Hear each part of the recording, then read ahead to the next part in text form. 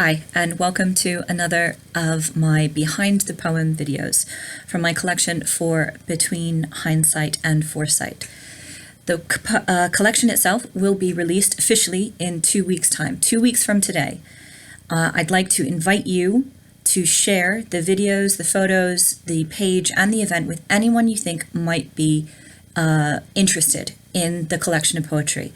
It's important to me that I make connections with the people who might enjoy it. So again, thank you for supporting my page. Thank you for supporting my videos. And please do share anything you think other people would enjoy.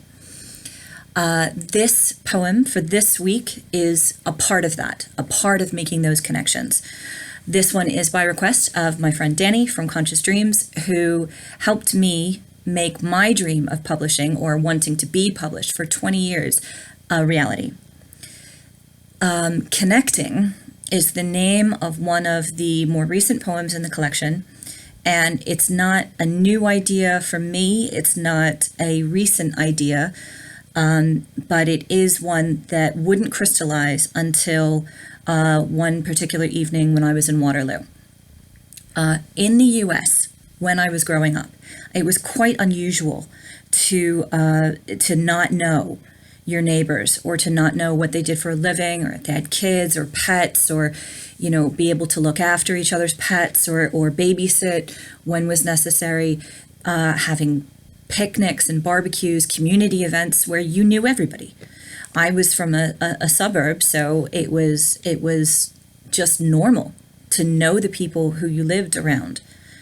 That's one of the strangest things that I've had to kind of culturally adapt to since moving to the UK, is that in general, it's just not done. Everybody walks around with their eyes on the sidewalk and not making eye contact, and certainly not talking to people in supermarket queues or on the train or on the tube. Everybody kind of walks around in their own little bubble, which is okay. It's not great, but it's okay. It's, goes a little beyond the idea of not talking to strangers, but it was something I had to adapt to. Now it seems, because of all of the reaching out that we're doing from our homes in lockdown, it's become more of a habit that has returned to me.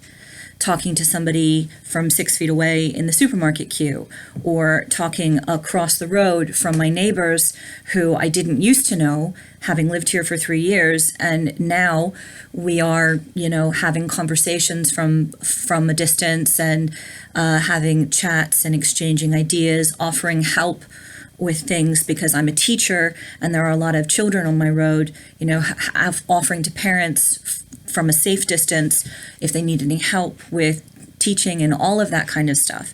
So my old habits of community building, my old habits of interacting with the people around me have returned. But that's not always the case. And so this idea of connecting with the people around us, of noticing that someone is in trouble or noticing that someone is upset, and then offering to reach out or laugh at something that's happening on the tube train.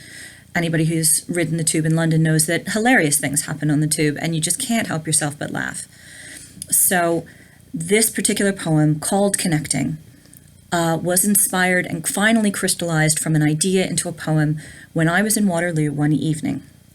I was actually there waiting for a date. There is a coffee shop on the balcony just above the main concourse of Waterloo. And so I was there. That was where we had arranged to meet. So I was waiting for my date to show up, and I'm looking down at 5:30, 6 o'clock at the main concourse of Waterloo, and it's full of people. It's absolutely packed jammed with people who are standing still, stationary, looking at the board of trains to find out where their train is going from, what platform it's going from. And then there's other people who are weaving in and out of the stationary people, like almost like blood flow. From the balcony above, it looked a lot like a heartbeat. It looked a lot like people moving through the veins of the city, which is what a lot of the main train stations feel like when you're in central London. So while I was standing there, I took some pictures, one of which I will upload after the video, to show you what really kind of brought that idea home is standing there at a coffee shop, waiting to meet someone, and then looking down at all those people walking in their own bubbles and ignoring each other. So the poem itself goes through several moments that I had experienced when the idea came to me of, do I connect, do I not connect? And so as you read the poem, I want you to think about other times when you have thought about connecting to someone, or you've noticed someone that you thought might need a hand, and if you knew them, you would do it. And the poem itself asks you to think about that and to then go ahead and do it. Turn to the person next to you, say hello, smile and laugh at the silly things happening on the tube with the person across from you, and make those connections. Right now, we are making those connections over Zoom, over Teams, over Discord, over loads of different places. We are making those video connections with people because we can't be around them anymore, but we're making the effort to make connections in many different ways. Like, I am making the effort to try and connect with those of you who might read my poems through these videos.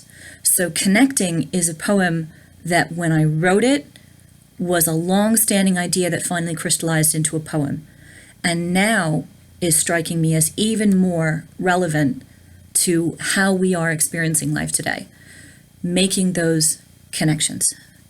So please do enjoy the poem when you get a chance to read it. And as I said, thank you for supporting my page. I really appreciate all the comments and encouragement you guys have been giving me. So enjoy the poem, enjoy the video, and hopefully I will see you soon. Bye.